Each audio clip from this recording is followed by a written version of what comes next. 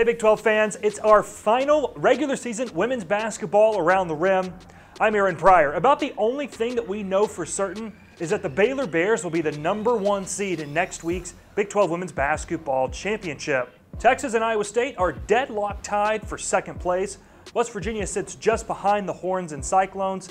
TCU and K-State are knotted up at 9 and 7 in conference play. Oklahoma State is at the 7th spot and is guaranteed to be playing day one of the Big 12 Championship. As we just mentioned, the Bears are the #1 seed, the #1 team in the nation, and just locked up their 9th straight Big 12 title and 10th overall. BU defeated Texas earlier this week in eye-opening fashion, notching the largest margin of victory against the Longhorns since 1949. Coach Mulkey was named one of the 15 finalists for the Naismith Coach of the Year award. And when I talked to her before the season began, I asked her what her style of play is, and her answer makes it really obvious why she's got the #1 team in the land and is up for Coach of the Year. Winning. We love to win. I love to win. I think, I don't know that you have a style. I think you need to adjust to the personnel you have. We've been very fortunate to always have big players. One of the things that will never change for us is man-to-man defense. If we have big players, you have to use your big players. Your big players make everybody else on the perimeter better.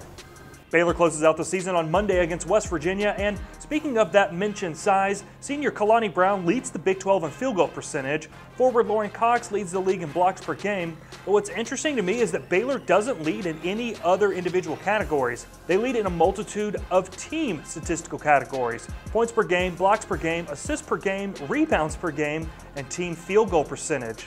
Again, 6 p.m. on Monday night against West Virginia. That game can be seen on Fox Sports 1.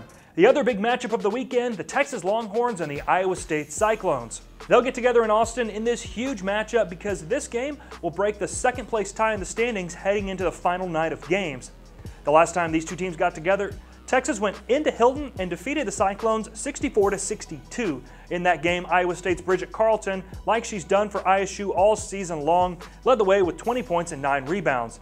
The Cyclones are coming off a thrilling road win over Texas Tech, where Carlton scored 27 points, all in the second half, 15 of which came in the fourth quarter, and that includes the game-tying and game-winning buckets for ISU. Bridget has 38 career games of 20 points or more. Also in that game, head coach Bill Finley notched his 500th career win as Iowa State's head coach. The play of the Longhorns post players has been consistent all year long for Coach Karen Aston. Joyner Holmes is averaging nearly 12 points and 6.5 rebounds a game. Jatari White averages about 10 and 6 a game. That steady production from the post can then in turn open things up on the perimeter, among other things. I asked Coach Aston about Jatari specifically before the season began, and she said having someone with that quiet production is a huge boost, and it's about time people start to recognize the Texas senior. You know, I think Jatari is one of those players that is really unsung. To be honest with you, I don't think she was talked about enough last year and probably didn't get the ball enough, if you want to be real about it.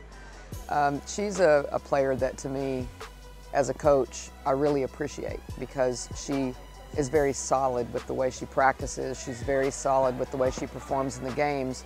So there's not all the highs and lows that I think you get from some players. I think there's a consistency with her. Tip from the Irwin Center is set for 7 p.m. That game can be seen on the Longhorn Network. We mentioned Kansas State a little bit ago. The Cats have won 5 of its last 6 and have worked their way up into a 5th place tie in the standings as we hit the home stretch. And the play of a couple Wildcat upperclassmen can be directly pointed as to why. Peyton Williams and Kayla Goff have been outstanding for K-State as of late.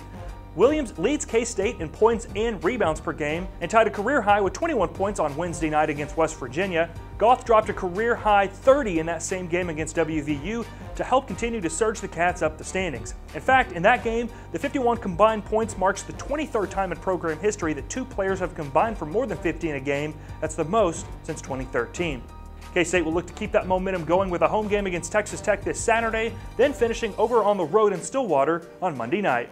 And fans, don't forget the Big 12 Women's Basketball Players of the Year and all Big 12 teams will be announced live on Wednesday, March 6th at 3 p.m. Central Time. You can watch on Facebook, Twitter, YouTube, and Big12Sports.com to see who the coaches voted as the Players of the Year.